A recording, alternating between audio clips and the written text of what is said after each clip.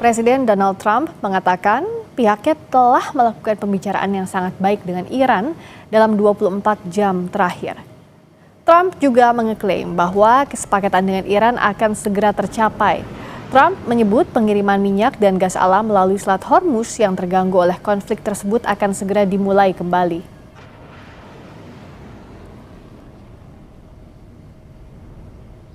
Had very good talks over the last 24 hours, and it's very possible that we'll make a deal. Yeah, please. Never a deadline. It'll happen. It'll happen, but never a deadline. Sebelumnya pemerintah Amerika Serikat juga telah menyatakan operasi militer bertajuk Epic Fury di Iran telah berakhir. Keputusan ini telah disampaikan juga pada Kongres Amerika Serikat.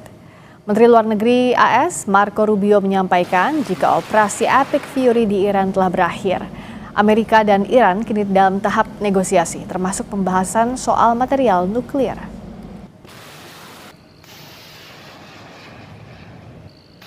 I think you're linking it. The operation is over. Epic Fury, as the president notified Congress, we're done with that stage of it. Okay, we're now on to this project of freedom. As far as a negotiation is concerned, I think the president's been clear that part of the negotiation process has to be not just the enrichment, but what happens to this material that's buried deep somewhere that they still have access to if they ever wanted to dig it out. Iran merilis rekaman yang menunjukkan sebuah drone yang jatuh sedang diangkat ke atas kapal sehari setelah Iran mengatakan sistem pertahanan udaranya telah menembak jatuh drone tersebut di atas Selat Hormuz. Lokasi pasti rekaman dan kepemilikan pesawat tersebut tidak dapat diverifikasi secara independen pada saat publikasi. Media yang berafiliasi dengan pemerintah melaporkan bahwa suara aktivitas pertahanan udara dan ledakan terdengar pada Rabu pagi di Pulau Hormuz dan Pulau Qashm yang dikaitkan dengan pencegatan drone dan pesawat pengintai kecil. Sementara itu, Menteri Luar Negeri Iran Abbas Araghchi mengatakan negaranya telah mencapai kedudukan internasional yang lebih tinggi setelah perang dan dunia kini bisa melihat bahwa Iran telah membuktikan kemampuan dan kekuatannya. Araghchi mengatakan fase kerjasama baru antara Iran dan negara-negara lain segera tiba. Sapa Indonesia Malam kembali hadir bersama saya Friska Clarissa. Kita akan membahas Presiden Amerika Serikat Donald Trump dan Menteri Luar Negeri Marco Rubio yang sama-sama menyebut operasi militer Epic Fury terhadap Iran telah berakhir, menandai berakhirnya tindakan agresif Amerika di kawasan. Washington mengklaim misi tercapai dan kini menanti hasil di jalur diplomasi. Namun pertanyaannya saudara, apakah ini benar-benar pertanda damai mulai terbentuk atau justru sinyal bahwa Amerika Serikat mulai menyadari mahalnya biaya geopolitik dan militer jika konfrontasi dengan Iran diteruskan? Mari kita bahas malam ini bersama Laksamana TNI Purnawirawan Ade Supandi, Kasal 2014-2018, juga Guru Besar Hubungan Internasional Saint Petersburg University, Rusia, Koni Rahakundini. Bu Koni, Pak Ade, selamat malam. Selamat malam, Pak Rizky. Selamat malam, Komandan. Alhamdulillah, Bu Koni, sehat. Selamat malam, terima kasih sudah hadir. Saya ke Pak Ade. Kalau kita bagaimana harus membaca dari perspektif militer ketika Amerika Serikat menyatakan bahwa operasi Epic Fury ini berakhir, apakah ini bisa dibaca sebagai tanda keberhasilan militer Amerika Serikat atau yang dikatakan Amerika mengeklaim menang, atau justru tanda menyerah karena konfrontasi dengan Iran tidak juga berakhir sudah 2 bulan lebih ini? Baik, terima kasih Mbak Priska. Kalau saya membaca dari sudut pandang militer ya, memang pernah saya sampaikan bahwa dukungan Senat itu sangat penting ya bagi pelaksanaan operasi Amerika Serikat di Teluk ini. Nah, apabila dukungan Senat, dukungan publik berkurang, maka jelas ada pembatasan dari domestik terhadap apa yang oleh Trump itu sendiri. Artinya manuver kemudian juga serangan ataupun juga strategi yang akan dikembangkan oleh militer itu juga tidak bisa sesuai dengan harapan. Apalagi kan isu-isu pencopotan para pimpinan militer udah nampak gitu kan. Ini sudah jelas bahwa dukungan publik, yang kedua dukungan militer, yang ketiga adalah saya agak sedikit mungkin bertanya-tanya sampai sekarang. Kalau dikatakan Epic Fury selesai, kemudian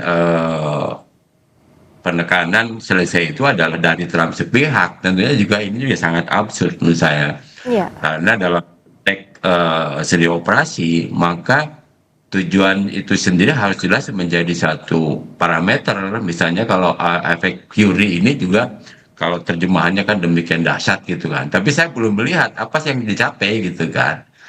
Apalagi kalau saya lihat mengenai konsennya situasi wilayah di maritim di Teluk itu sendiri, saya mungkin buka-buka dengan marine traffic, kapal-kapal masih banyak kok di situ.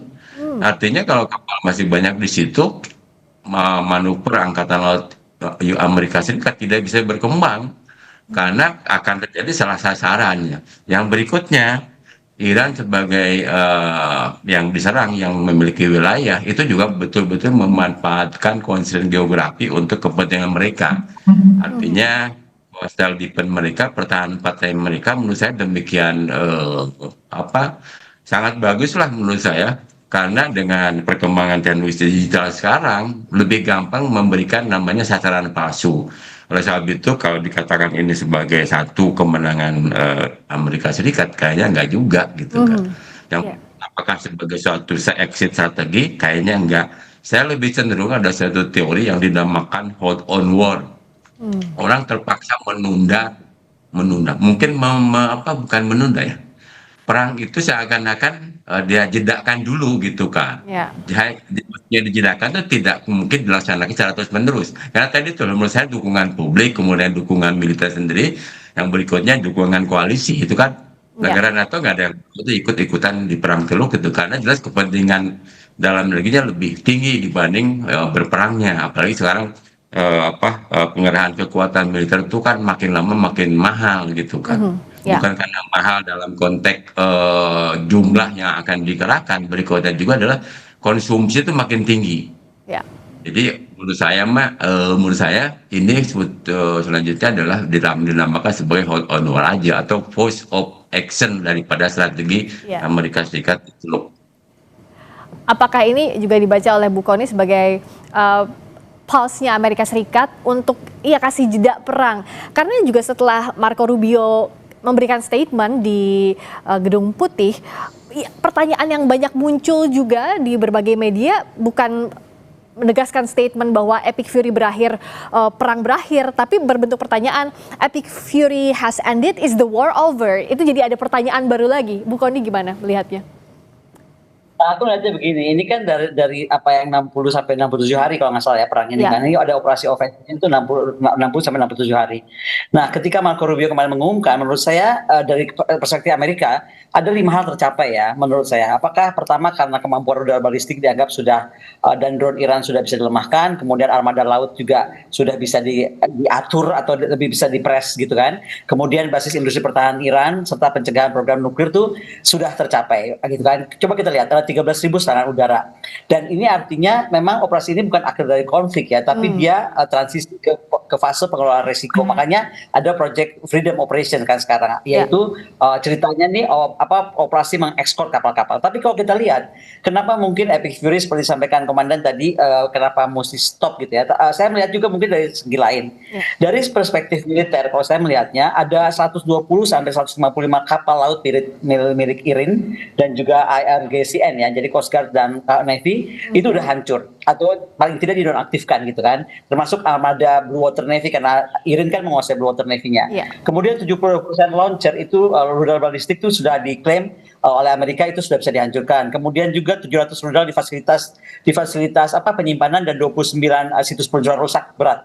Udah dipastikan oleh Amerika Serikat. Kemudian fasilitas nuklir di Natanz, di Fordo, di mana Isfahan ya. Itu sudah juga ada udah ekstrim kerusakannya.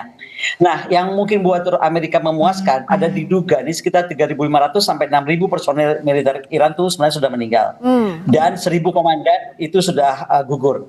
Jadi di pihak Amerika Amerika dan Israel ya, dia lihat pertama korban mereka lebih rendah. Amerika itu hanya sekitar 15 tentara kalau nggak salah yang terkena walaupun puluhan luka-luka. Terus pesawat yang kena tuh MQ-9 Reaper kan, dan beberapa yang kalau nggak salah 39 pesawat Mungkin your dad no better than me ya, tapi sekitar 39 pesawat. Nah, artinya kalau kita lihat maksimum pressure, seperti apa superioritas teknologi Barat atau teknologi Amerika itu sudah dianggap bisa mengimbangi asimetrisnya Iran. Karena itu kekuatan Iran. Nah, makanya kemudian penggantinya ada transisi nih, dia ke postur defensif diplomasi, yaitu escorting kapal-kapal melalui project Freedom. Jadi kalau saya bilang ini fase pengelolaan choke point, jadinya fase pengelolaan choke point maritim untuk menghindari perang total seperti disampaikan tadi oleh komandan. Damage-nya juga ke Amerika Serikat lebih banyak pimpinan-pimpinan yang dipecat atau mengundurkan diri dan lain-lain. Tapi mesti kita lihat adalah efek ekonomi masyarakatnya ya. Menurut aku tuh kerusakan ekonomi makro udah terjadi ya, 40% GDP Iran tuh udah terdampak sebenarnya.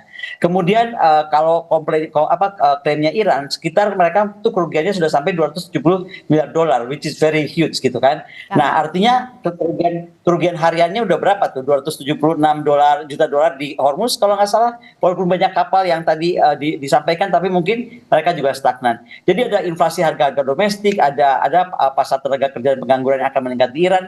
Sepertinya juga Iran di satu sisi Amerika juga mulai berpikir, tapi menurut saya Iran juga akan banyak PR, walaupun memang dia tampil begitu mengagumkan lah, semua dunia juga tercengang ya. Tapi dia punya PR yang demikian berat di dalam domestik kita. Tentu banyak sekali hantaman juga yang dirasakan oleh Iran. Tadi Bu Kony sudah menyebutkan dari sisi ekonominya, dari sisi militernya, lalu juga di sisi lain Amerika Serikat juga punya tekanan dari sisi dalam karena sudah mau pemilu sebentar lagi November, sudah disampaikan juga tadi oleh Pak Ade. Tapi dalam kondisi ini apakah Pak Ade juga melihat bahwa Amerika Serikat overclaiming beberapa waktu terakhir ini yang menyebutkan bahwa kemampuan militer Iran ini sudah sepenuhnya dikuasai atau sudah sepenuhnya dihancurkan oleh Amerika Serikat, karena pada faktanya Iran tetap bertahan sampai sekarang meskipun banyak damage tadi yang dihasilkan, Pak Ade. Baik, terima kasih. Jadi memang kan kalau kita melihat dari media yang demikian masif ya, terutama dikabarkan dari CENTCOM ya. Tetapi kita sebenarnya sangat minim untuk mendapat berita real dari di wilayah Iran sendiri gitu kan. Ini memang satu polemik ya. Tapi menurut saya bahwa dari pengamatan saya Amerika Serikat sebenarnya belum bisa masuk Hormuz gitu kan. Karena memang Iran demikian cukup ketat bagaimana mengawal Hormuz sendiri, dan seperti saya sampaikan tadi bahwa pertahanan pantai ini juga kita semua blank lah bagaimana pertahanan pantai sesungguhnya. Tapi yang pernah saya baca di literatur, memang Iran tidak pernah mengembangkan pantai di Selat Hormuz sampai dengan Teluk Persia. Itu bangunan infrastruktur yang memang kemudian rawan terhadap serangan militer daripada lawan. Oleh sebab itu, yang mereka siapkan adalah bunker-bunker, kemudian sistem pertahanan pantai, termasuk juga bawah tanah, sehingga itu juga mengenai kekhawatiran daripada Amerika Serikat. Nah, apakah Iran bisa bertahan dalam waktu yang lama? Memang disampaikan oleh Bu Kony tadi, tetap ada dinamakan dampak domestik akibat serangan Israel sendiri. Yang kedua, Amerika Serikat sendiri, walaupun eskalasi daripada kerusakan itu sendiri belum kita ketahui secara pasti ya, karena media juga tidak banyak menyiarkan itu. Yang jelas masing pihak itu berperang narasi ya ke atas kemenangan masing-masing, dan itu juga akan menyulitkan bagi analisis militer, karena yang kita analisis adalah data-data yang berada dari pihak-pihak yang memiliki dominasi dalam konteks media itu sendiri.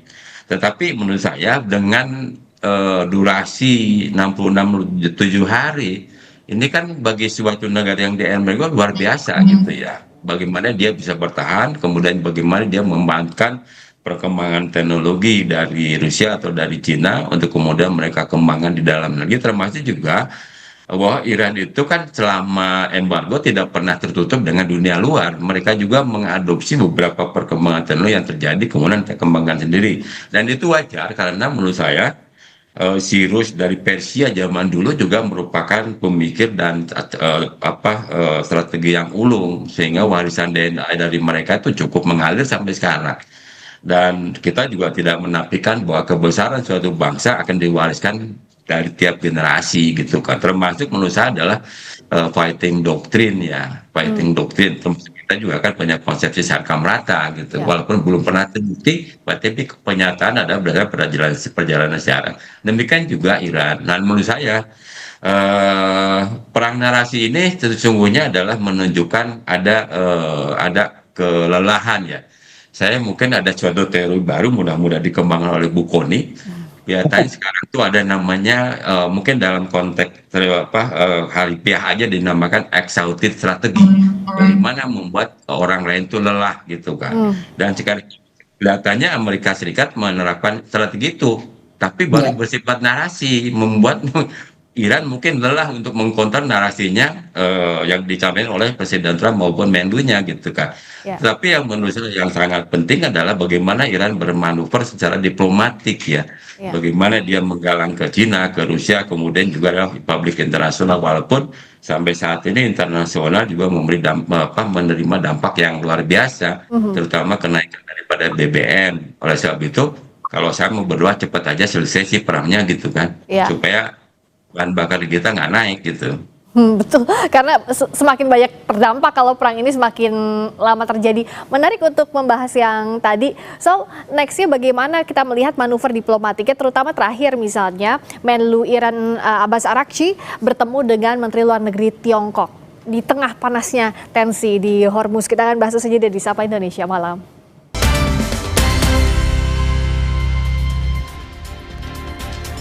Masih di Sapa Indonesia Malam dan kita masih membahas soal kalau AS bilang Epic Fury berakhir, terus apa selanjutnya? Masih bersama Bu Koni Rahakundini Bakri dan juga Pak Ade Supandi. Saya ke Bu Koni. Bagaimana sekarang kalau kita melihat dari sisi jalur diplomasi? Menlu Iran Sayyid Abbas Araghchi menemui Menlu Tiongkok. Nah, akan kemana arah diplomasinya kalau Bu Koni melihat sejauh ini? Saya melihatnya begini, kenapa mereka bertemu? Mungkin mereka juga melihat bagaimanapun posisi pasca Epic Fury ini, Israel itu sebenarnya jadi keluar sebagai pemenang strategis utama. Ini kalau saya lihatnya ya, yang perang siapa, yang diuntungkan siapa gitu. Nah, jadi karena kita mesti lihat juga kerjasama, misalnya operasional CENTCOM itu mungkin akan semakin dalam. Jadi itu kenapa perlunya Iran menemui Cina. Dan intinya yang saya juga lihat negara Teluk ini akan mendekati hubungannya terhadap Israel. Misalnya saja Abraham Accord 2 itu sedang berkembang dari normalisasi diplomatik menjadi kerjasama keamanan yang terintegrasi. Kenapa akan lebih terintegrasi dari pertukaran intelijen, dari pertahanan udara itu kan, Bahrain, UAE dan Saudi.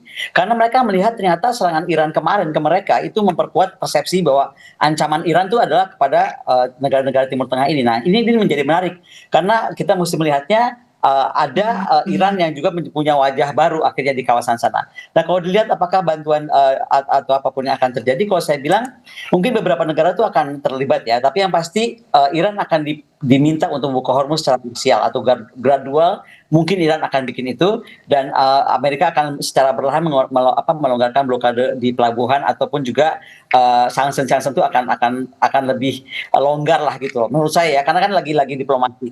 Nah, kemudian juga Iran mungkin akan minta tetap masalah uranium itu akan terpisah. Jadi jangan satu paket dengan urusan Hormuz dan blokade. Dan saya merasanya juga multilateral guarantee ini mungkin akan terjadi antara Inggris, Perancis, India, Jepang, dan South Korea yang juga akan ikut selain Cina dan Rusia. Kalau Rusia sendiri kita tahulah pernyataan Presiden Putin kemarin kan, apapun juga yang Iran perlukan kami akan bantu. Jadi untuk posisi Rusia sudah sangat clear, dianggap saudara lah oleh Rusia sendiri. Jadi lebih ke sana saya melihatnya gitu loh. Ya, dan juga kalau bicara soal uranium ini, karena yang sering jadi bottleneck dalam beberapa ronde perundingan adalah itu ya Bu Koni ya, sehingga ya semestinya Hormuz dipisahkan dari itu. Udah terpisah, betul. Tapi saya jadi agak tertarik untuk bawa sedikit ke arah Malaka ya, karena gini loh, ini kan doktrin Amerika yang bikin mereka mau ke Panama kemarin rese, sekarang ke Hormuz, besok nih yang saya khawatir juga dia akan bicara sampai ke Malaka dan ke Taiwan Strait. Kenapa? Karena gini loh, doktrin maritim Amerika itu baru yang 2025-2026 ini, buku putihnya itu benar-benar mendekankan freedom of navigation dan perlindungan seal of communications yang vital. Dan kalau kita baca, semua orang yang berbicara hari ini tentang Hormuz itu akan berbicara tentang Malaka. Karena Malaka ternyata lebih besar kapasitasnya daripada Hormuz. Cuman kita overlook. Nah, ini yang sekarang saya mesti concern bahwa Kementerian Pertahanan kita, Kementerian Luar Negeri akan sangat berhati-hati. Saya sih kalau dari sini sedang mendorong sebuah doktrin baru namanya Rahakudinisme Doktrin, sedang dibawa ke UN.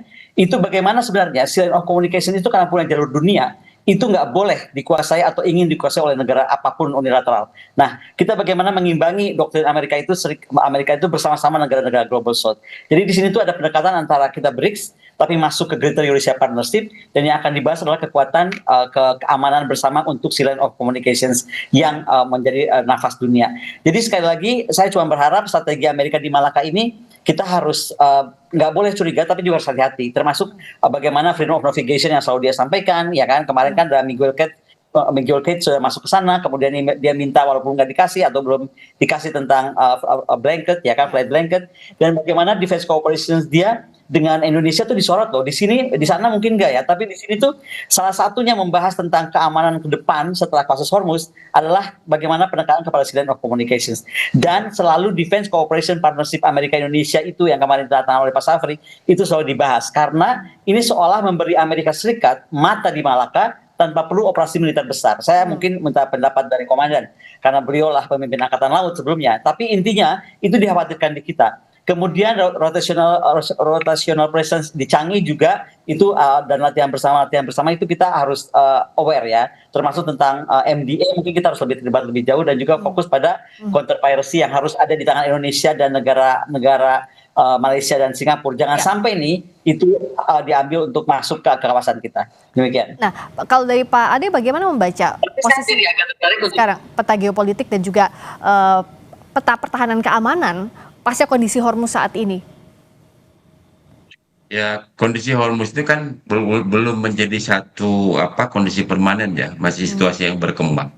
Jadi menurut saya tadi langkah-langkah sebenarnya penyelesaian itu kan kita secara teori kita tahu bahwa perang itu adalah kelanjutan diplomasi yang gagal. Tetapi juga menghentikan perang harus memperuncingkan ya keinginan untuk diplomasi. Salah satu elemen diplomasi yang sangat memberikan sumbangan besar untuk penghentian perang adalah negosiasi. Nah di sinilah yang berperan negosiator itu kan gitu kan. Karena kan tanpa ada negosiator yang kuat ya, kemudian juga ada mediator ya, penengah yang bisa diterima oleh kedua belah pihak, maka mungkin kalau tidak ketemu ini tidak akan pernah selesai. Tetapi kalau menurut saya ada kecenderungan perang sekarang ini gampang melimpah tapi gampang juga berlarutnya. Seperti misalnya Ukraina itu kan, ini kan hampir 4 tahun nggak selesai gitu kan, serangan masih tetap sewaktu-waktu dan saling menunggu kelengahan gitu kan. Oleh sebab itu namanya endurance strategi itu menjadi hal yang baru juga menurut saya. Bagaimana orang bisa bertahan lama dalam perang yang bukan total, yang bukan masif terangannya, tetapi pelan-pelan tetapi cukup membuat pertemuan ekonomi, kemudian juga kehidupan masyarakat terganggu gitu kan. Oleh sebab itu kelihatannya memang dengan konsep Amerika Serikat ke Project Freedom gitu, dengan kebebasan itu juga seakan-akan kembali ke perang sebelum perang dunia kedua yang dinamakan namanya adanya konvoy commander ya. Konvoy commander itu adalah Angkatan Laut mengawal konvoy perdagangan gitu kan. Tetapi kalau dilihat dari perang Teluk ini memang kalau tadi ada limpahan ke Selat Melaka mungkin kalau 20% BBM dunia itu dari Teluk, yang melintas Selat Melaka itu 40%. Istilahnya double dari perang Teluk. Maka ini juga mungkin pengalaman bagi kita untuk melihat bahwa perang Teluk ini sebagai suatu analisis terhadap doktrin yang kita pakai gitu kan, termasuk juga pola-pola operasional yang kita lakukan. Nah ke depan menurut saya, dan ini pernah saya cetuskan bahwa kita harus memiliki kapal-kapal yang more than 140 meter. Karena apa? Karena kapal-kapal tipe itu yang bisa membawa rudal balistik. Tapi kalau di bawah itu kan jarak dekat gitu kan. Untuk perang kepulauan oke lah bisa kita terima. Tapi kalau untuk perang menghadapi gangguan yang lebih besar, maka peluru kendali yang berjarak jauh itu sangat diperlukan. Misalnya jarak rudal-rudal yang tipe Yakon, BrahMos gitu kan, 300 nautical mile itu cukup bisa membuat orang worry juga kalau berperang sama kita ya. Ya, Tapi kita kan jelas anggaran dinaikkan. Kata Bu Kony dulu kan kita tidak akan pernah jadi angkatan laut besar karena hanya di bawah 2%. Kalau pengen Betul. gagah ya harus di atas 3 gitu kan. Oleh sebab itu harus ada multiplier dengan industri pertahanan. Yang berikutnya mengenai kelangsungan perang Iran Amerika Serikat, memang seperti saya sampaikan tadi butuh negosiator. Yang kedua tuh ada bargaining dari poin-poin yang dinegosiasikan. Menurut saya poin yang paling penting saat ini adalah tekanan internasional, karena bagaimanapun juga tadi saya bahas dengan Bu Kony sedikit mengenai apa namanya tren manajemen dari PUKA Ya. ke kerentanan sekarang ke Bani ya. Ya. Ada namanya kerapuhan gitu kan. Sekarang kelihatannya kita rapuh. Ya. Begitu kita tutup 1 bulan bahan bakar, semuanya kena. Dan semuanya naik. Saya baca barusan California 52% kenaikan BBM gitu kan. Amerika sendiri mengalami gitu kan. Nah, kalau mereka mengalami satu tekanan akibat dari perang ini berkaitan dengan hajat hidup keseharian, maka itu menjadi tekanan politik yang cukup besar. Kalau sebab itu negosiasi ini salah satu memasukkan mengenai tekanan internasional dalam konteks supaya bisa arus pertumbuhan ekonomi global itu bisa berjalan kembali. Menurut Ya. saya memang butuh mediator ya, mediator yang bisa meredakan ketegangan atau juga ambisi politik dari Trump sendiri. Kalau saya lihat, kalau dia jelas menurut saya nggak akan terpilih lagi ya. Karena tekanan Dengan politik kondisi cukup seperti ini besar. ya Pak Ade. Ya, jangan sampai menurut saya lepas libat. Udah Ya. dia melibatkan perang terus-terusan, tapi kemudian dia ternyata gagal dalam negerinya, gitu Ya. kan. Nah, kita Akhirnya dilihat. betul. Tadi kita menunggu bagaimana negosiasi ini butuh mediator yang ngandal. Di sisi lain juga tekanan global harus dilakukan untuk perang ini berakhir karena efeknya sudah kemana-mana. Di sisi lain juga kita harus bersiap, Indonesia harus bersiap karena tidak ada negara yang untouchable. We are touchable. Jadi harus bisa lebih membaca lagi situasi pasca ini. Terima kasih Laksamana Purnawirawan Ade Supandi, Kasal 2014-2018. Terima kasih juga Bu Kony, Guru Besar Hubungan Internasional Saint Petersburg University Rusia, Kony Rahakundini. Selamat malam, Bu Kony, Pak Ade. Betul, Mangga. Berikutnya saudara, kami kembali dengan sorotan lainnya. Pemerintah mengeluarkan kebijakan penghentian guru honorer di sekolah negeri per 1 Januari 2027. Rencana ini memicu polemik di masyarakat terkait kesejahteraan guru dan juga keberlangsungan pembelajaran di sekolah. Sesaat lagi.